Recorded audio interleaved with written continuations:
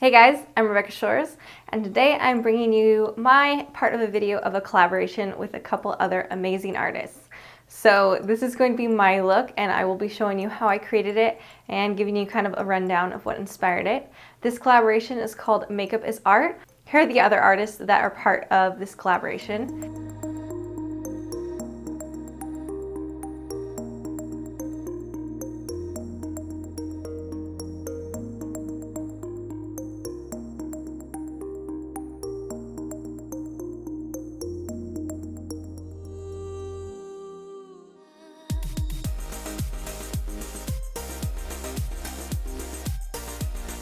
So the title of the collaboration is Makeup is Art. So I wanted to do something where I took an artwork and created a look that wasn't just like wearable makeup inspired by it, but was taking very strong inspiration from it. It's not an exact replication. Obviously, I changed where things are placed and how big or small different things are, but I kept basically the same color palette and idea and definitely the same style. It's not wearable, but it's very fun. So if you can guess what this is before I tell you, I'm gonna be so impressed. If you didn't know, I have my fine arts degree from the University of Oregon in the School of Architecture and Allied Arts, which meant I took a lot of art history classes alongside my studio classes. And the Impressionist period is one of my absolute favorite periods in art. And so I wanted to do this painting, which is Impression Sunrise by Claude Monet. It's actually the painting that kind of inspired the term Impressionist, which was actually a derogatory term at the time because people were not into these plein air painters. What I like about the Impressionist artwork is they're very kind of free-flowing and painterly. They are meant to kind of just give you a fleeting moment. It also captures light and more almost be like a memory of sorts. And it just captures moments and times and kind of feeling. Overall, I really like the Impressionist movement, so I wanted to do this, which is pretty much the beginning of the Impressionist period. So let's get started on the tutorial. So the first thing I'm going to be doing is actually creating my color palette, and I want to stay really close to Monet's.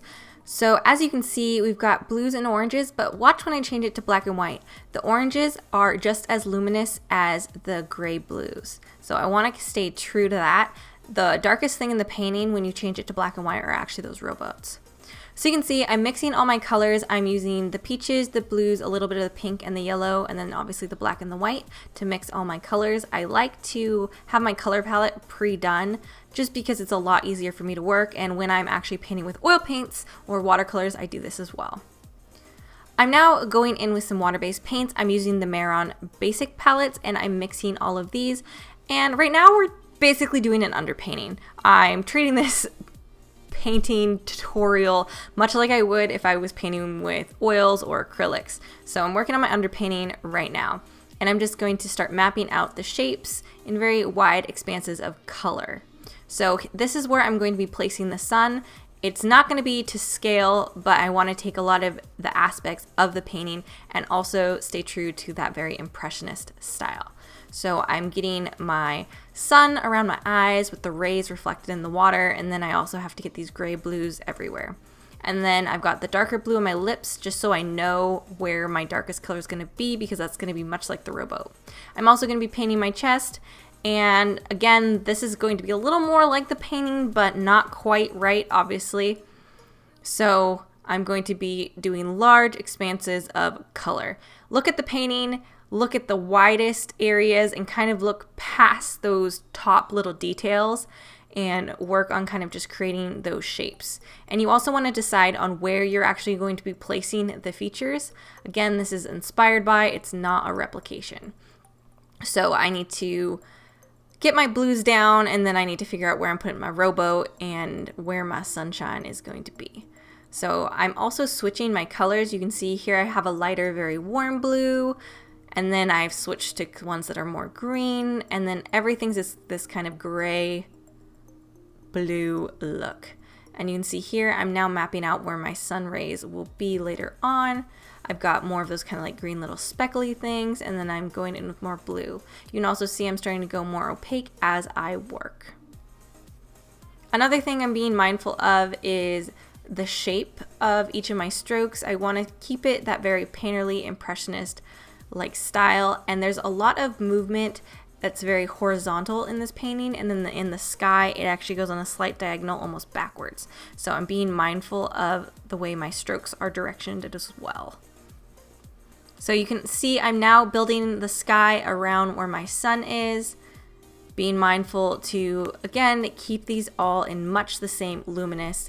The painting is actually painted on a gray background, so I'm not doing that, but keep in mind everything's very gray and muted. I'm also keeping this emphasized around my eyes, so I have my one sun eye, and then my other eye is just kind of the background where the larger ships are. And then right along my mouth, I'm dragging down those little flicks, and my mouth is going to be somewhat what the rowboats look like. You can also see I'm going to be pulling this all the way down my neck in just those large kind of expanses of color. Again, gray blues, a little bit of green. Really, this is just an inspired look, so look at whatever you're being inspired by and just kind of go for it. Now I'm going to be taking the old formula by Makeup Forever. This is the number 18 eyeshadow, and I'm applying this with the Deluxe Crease Brush by Crown, and I'm going to be applying this all over where we have that orange. This is just going to give us a base. We're going to be working around this eye quite a bit because it's one of the focal points of this painting. I'm also taking it a little bit above and a little bit below because if you look at the painting, you can see that the orange kind of spreads out. I'm now going into my cream paints. Here I have a light, very warm blue that is very similar to the one that surrounds the sun. It's a little more saturated than the one in the painting, but I really wanted this part of my eye to very pop forward. You also want to drag it a bit over the orange and start really getting that shape very circular. The sun in the painting is quite spherical, so be mindful here. I've actually switched over to a smaller brush and a little bit of a water-based orange paint just to get that circle as clean and perfected as I can. When I do my underpaintings, I just kind of want to get the shape. Now you're like, okay, I need to be for serious and get this pretty. So now I'm just applying more cream paints. I have a more peach color and then one that has a lot more yellow to it because there's actually texture in this sun. It's not just straight orange. It's going to add a lot more interest and depth if you do vary your colors, and it's a lot more true to the painting. So when you're doing these more inspired looks, make sure you're looking at the painting and deciding what aspects you actually want to transfer over into your look. For me, I'm keeping the color palette very true, as well as the kind of feeling and motion. So now I'm going in with this kind of dirty mint. I created this with green, yellow, white, and then I also added a little bit of peach, so it's dirty in the same way that the sun is kind of that orange color. You're going to start applying this again in those very horizontal lines because that's what we got going on. But then around our nose, we do have those more kind of smokestacks and whatnot coming off the ships, maybe cranes. So you do have a couple vertical lines, which I am going to still surround different areas of my face with, mostly around where my eye is because that's where it is on the painting. And then I'm just starting to build up my water and kind of reflection, as well as darken the area on my lips because this is kind of my rowboat. I decided my rowboat was going to be on my lips, so it's the darkest shape, and then it's kind of that weird oblong shape. Definitely doesn't look like lipstick. Now I'm going in and I'm just starting to very much decide where this is going to stop on my face. So I'm switching from larger brushes to a more blending brush and creating my sun and the reflections. So I'm switching over to lighter yellows to kind of get them to pop and surrounding it with green. I also like to bounce around the face so that I can keep it all balanced as I work. Around this eye, it's going to get very dark and very kind of dreary colors because this is that outside of the painting where you've got those kind of smokestacks and it's kind of hazy, this impression of sunrise. And then I'm also pulling it upwards a little bit because you do have those cranes coming off the ships. Again, this doesn't really look like cranes, but again, I wanted to keep it very inspired by, and this has a very airy kind of feel. I'm then adding a little more darkness to my lips and under the eye, just because those are the focal points of my painting. And then adding a little more blues along where my basically sunbeams are, because I don't want them to be quite so harsh. And then I've got a little bit of yellow, orangey highlights just so it looks like the sun is actually reflecting off the water, and then a little more white. I'm then going over this with orange. This is the Makeup Forever 18 again, just to set the shadow. I don't want these cream paints to be so like reflective, so I'm going over them with similar shadows. I'm now switched over to MAC Rules so that it's not quite such an intense orange, because again, I want to keep my sun about the same luminosity as the rest of my grays. Then I'm switching over to Dragonfly by Makeup GEEK and taking that over the similar kind of gray teal colors. Then I've switched over to Blueberry, and that's going to go where we have these lighter, warmer blues, because it's a warmer dark blue, and I'm just being very light-handed with this because it is a rather dark shadow. I've now switched over to Time Travel, which I'm going to use the majority of it on this eye over here, just because that's the darkest area of my face at this time. And I just don't want it to be shiny. I don't feel like it works as well. I'm now going in with the NYX Color Mascara in Mint Julep, and I'm applying that all over my blue eye, and then I'm using Coral Reef on the other. So now we're going to get on to the rest of the body paint. I'm starting off with these peachy orangey colors and just continuing that reflection of the sun. Again, this is inspired, so it's not like it's a perfect replication of the paint.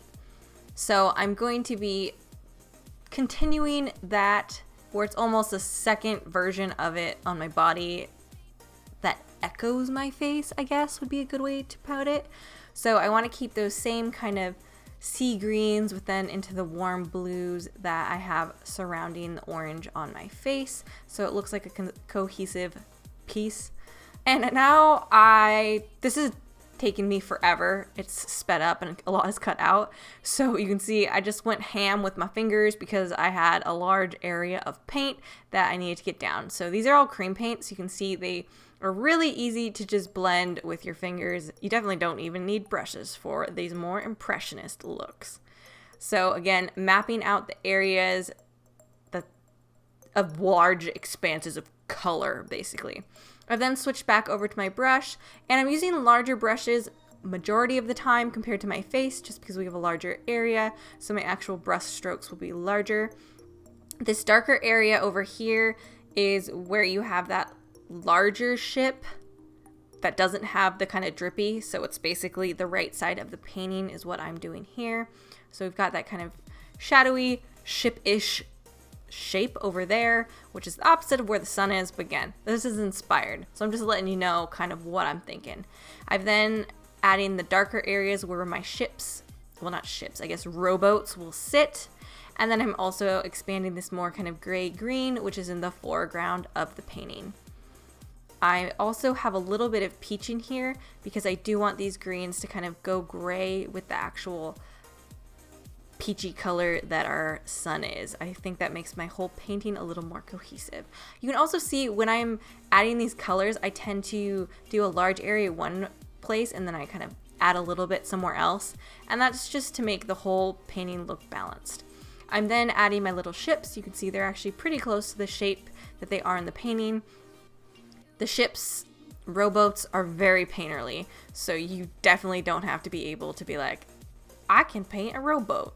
So no worries about that because this is an impressionist painting. And you can also see over here is where you have those, I'm not really sure what they are. I know that there was an actual harbor over there, so maybe this is more ships, but it might be the buildings, and that's what that blue was on my left shoulder. Now I'm actually putting the little strokes that are all in the foreground, which are kind of representing the wake on the harbor. So I'm just adding those in with little horizontal brush strokes, very close to what the painting actually looks like, adding a little more depth to my sun, and really getting my sun to look like it's reflecting off the water, so I keep going over it. Now I'm doing that kind of messy, drippy shape, and so I've actually switched over to my Mehron Paradise paints again, and I've really watered down this water, and you can see I'm just kind of basically putting it on and trying to get my brush to drip. And it was kind of hard, and I use a paper towel when I need to actually catch the drips because I don't want it to drip like all the way down my shoulder. So you can lean forward if you need to make it drip. And once I get the drips going, then I just kind of smear the paint out similarly to how it looks like in the actual painting. If you're painting with oils, you just add a lot of mineral spirits to your brush and then just kind of press it against the canvas. This also might be easier to drip if I had a larger brush, but I was not being very smart. And then I'm just adding a couple more of those little brush strokes. And then I'm also adding a little more darkness to my rowboat, since those are kind of the feature of the image in terms of what has the most value. And then adding a little more upstrokes. And then I'm just going to quickly set the whole thing with powder so I'm not overly shiny. Well, I hope you guys enjoyed this tutorial. Don't forget to check out the other artists. I'm going to link them all right here as well as in the down box below. So make sure you check them out. Let me know in the comments if you enjoyed this type of video. I would love to do more kind of makeup tutorial with your little tidbits of art history if you guys are interested. So let me know in the comments. Also, let me know what is your favorite artwork, whether it's a modern painter or something more classical. Just let me know in the comments. I would love to see what your favorites are. Thanks so much for watching. I hope you enjoyed. If you did, please give this video a thumbs up. That definitely helps me out. You can also subscribe to see more videos from me. I put out new videos every Tuesday and Friday, and I will see you guys on the next video. See you later.